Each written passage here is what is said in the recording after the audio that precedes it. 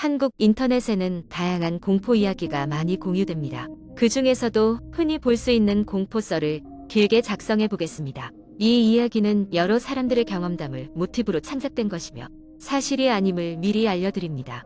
나는 서울의 외곽에 위치한 작은 마을로 이사 온 지 얼마 되지 않았다. 도심의 북적거림에서 벗어나 조용한 환경에서 살고 싶었다.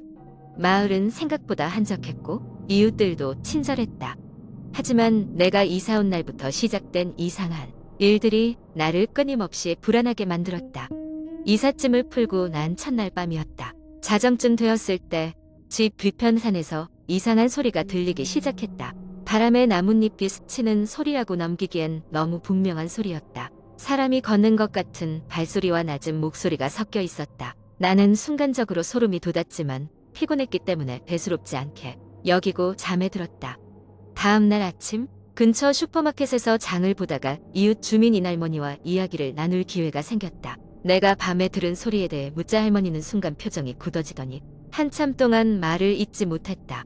그리고는 조심스럽게 입을 열었다. 여기서는 가끔 그런 소리가 들리긴 해. 산속에서 난다고 하더군. 하지만 그리 신경 쓸 필요는 없어. 그 후로도 매일 밤이면 어김없이 그 소리가 들려왔다. 처음에는 무서워서 이불을 뒤집어 쓰고 귀를 막곤 했지만 어느 날은 용기를 내서 산 쪽으로 창문을 열어보았다. 뿌연 달빛 아래로 검은 형체들이 서성이는 모습이 어렴풋이 보였다. 그들은 인간의 형태를 하고 있었지만 분명 인간이 아니었다. 그들의 몸은 마치 연기처럼 희미하게 피어올랐다. 매일 밤 같은 시간이 되면 그들은 다시 나타났고 그때마다 나는 전과 같은 두려움에 빠졌다. 불길한 예감이 들어 산으로 가는 길을 조사해보고 싶었으나 무턱대고 들어가면 안 될 것 같은 직감이 들었다. 며칠 후 마을에 어린아이가 실종되는 사건이 발생했다. 마을 전체가 충격에 빠졌고 나 역시 무언가 잘못되어 가고 있음을 느꼈다. 경찰과 경비대가 수색을 했지만 아무런 흔적도 찾을 수 없었다. 그런데 수색 마지막 날 밤 그 소리들이 더욱더 커져갔고 나는 도저히 이 상태로 잠을 잘 수 없었다. 용기를 낸 나는 손전등과 카메라를 챙겨 들고 산으로 향했다. 산길을 따라가다 보니 점차 발소리가 가까워지는 것을 느낄 수 있었다. 그리고 작은 공터에 다다랐을 때 나는 믿기 어려운 광경을 목격했다. 실종됐던 아이가 중앙에 앉아 있었고 그 주변으로 검은 형체들이 원을 그리며 서성이고 있었다. 그들의 몸체는 희미했지만 붉은 눈동자가 양각처럼 떠올라 있었다. 나는 본능적으로 뒤로 물러났지만 그 순간 아이와 눈이 마주치고 말았다. 아이의 얼굴은 평온해 보였지만 그 눈빛 안에서는 도저히 설명할 수 없는 깊은 슬픔이 엿보였다. 공터를 벗어나 집으로 돌아오자마자 나는 경찰에 연락했다. 하지만 내가 본 것을 설명하려 하자 경찰은 믿지 않는다는 듯이 바라보았다. 대신 그들이 산으로 함께 가주기로 했으나 막상 도착했을 때는 아무것도 찾을 수 없었다. 그 후로도 밤마다 소리는 계속되었지만 나는 결코 산으로 다시 가지 않았다. 얼마 지나지 않아 마을에선 추가로 실종되는 사건은 없이 평온을 되찾았다.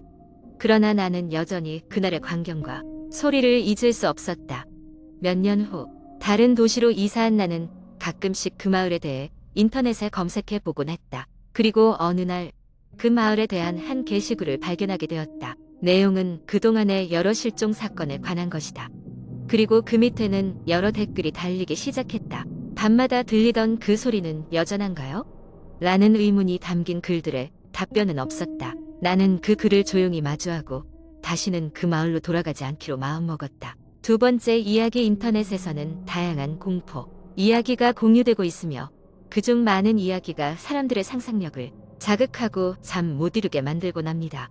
여기에는 어느 외진 시골 마을에서 시작된 세대를 걸쳐 내려오는 긴 이야기를 소개합니다. 한국의 어느 깊은 산골 마을. 그곳은 현대 문명과 동떨어진 곳으로 마치 시간이 멈춘 듯한 느낌을 주는 곳이었다. 이 마을은 좁고 구불구불한 산길을 지나야만 접근할 수 있는 곳으로 외부 사람들은 찾기 힘든 숨겨진 장소였다.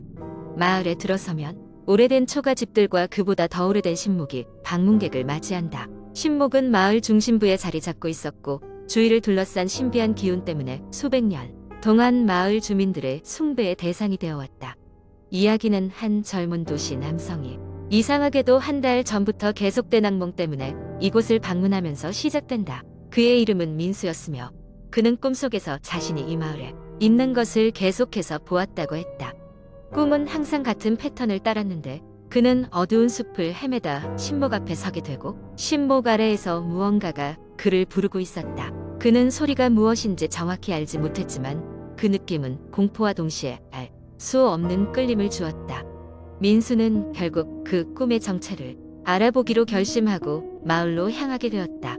마을에 도착했을 때 주민들은 외지인이 드물게 오는 것에 놀랐지만 그를 환대하였다. 그러나 그들의 환대는 어딘가 모르게 긴장된 느낌을 주었고 민수는 그들이 무언가 숨기고 있다는 인상을 받았다. 마을을 둘러보다 민수는 드디어 꿈에서 보았던 신목 앞에 서게 되었다. 그는 막연한 두려움에 잠시 주춤했지만 내면의 소리에 이끌려 신목 쪽으로 발걸음을 내디뎠다.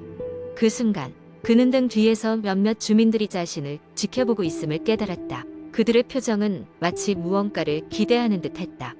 신목에 가까이 다가가자 갑자기 그의 시야에 알 수 없는 환영이 나타났다.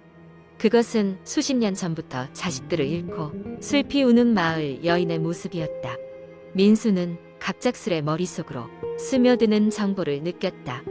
그 여인은 자신의 자식들이 모두 신목의 기운에 의해 병들어갔으며 결국 그들을 잃었다고 믿고 있었다. 매년 이맘때쯤이면 그녀는 신목의 저주를 걸기 위해 방문하였고 원한으로 가득 찬 그녀의 영혼은 신목과 하나가 되어 그곳을 지나는 영혼들을 자신과 같은 고통 속으로 끌어들이고 있었다. 민수가 이 모든 환영을 목격하고 있을 때 마을 원로가 그에게 다가왔다. 원로는 그에게 이 마을의 비밀을 털어놓기 시작했다.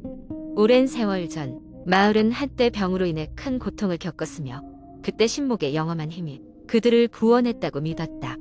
그러나 그 대가로 신목은 매년 한 영혼을 요구했고 그것이 바로 민수의 꿈과 관련 있다고 설명했다.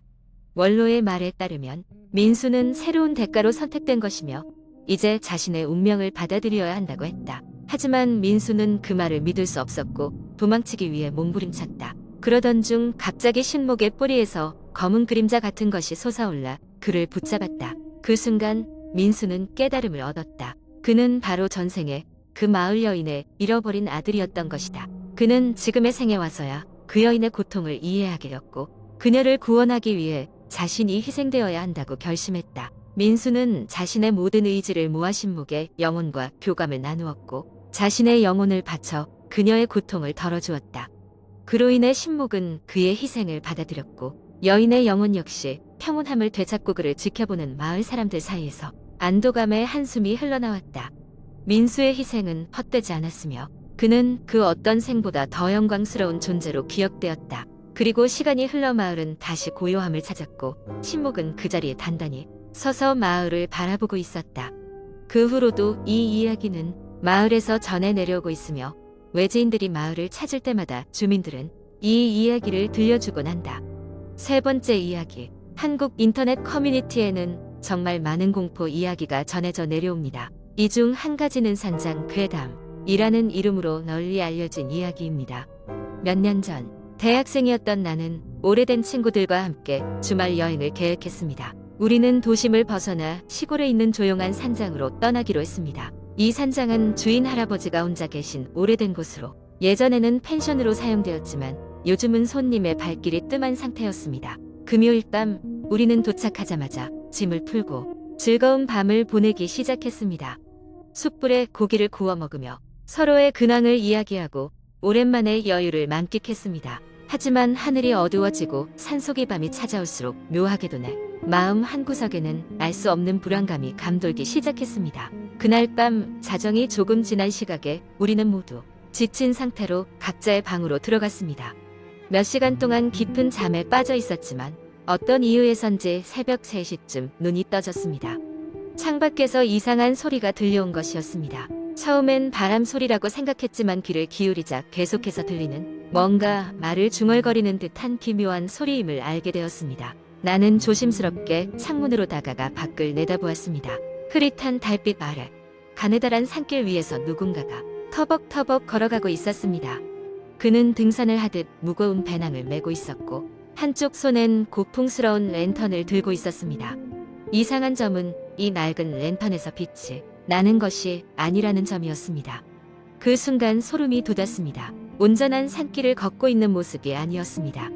그 사람, 아니 형상은 부유하듯 공중에 떠 있는 것처럼 보였습니다. 긴장감에 얼어붙은 채 나는 숨을 죽이고 그 형상이 사라지기만을 기다렸습니다. 그러나 그 형상은 멈춰 서서 산장을 향해 고개를 돌렸습니다.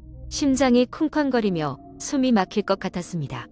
순간 그 자리에 그대로 주저앉고 말았습니다. 다행히도 그 형상은 서서히 시야에서 사라져갔습니다. 나는 떨리는 몸을 가까스로 진정시키고 침대로 돌아가렸지만 잠은 전혀 올 것 같지 않았습니다. 다음 날 아침 친구들은 내가 겪은 일을 듣고는 기이하단 반응을 보였습니다. 다들 농담 반 진담 반으로 밤에 헛것을 본 것 같다고 웃어 넘겼습니다. 그러나 그날 밤이 되자 하나둘씩 그들도 이상한 경험을 하기 시작했습니다. 둘째 밤, 이번엔 내가 아닌 정우가 이상한 소리를 듣고서 깨어났습니다. 그는 방의 문틈으로 빛이 새어 들어오는 것을 보고서 복도로 나섰습니다.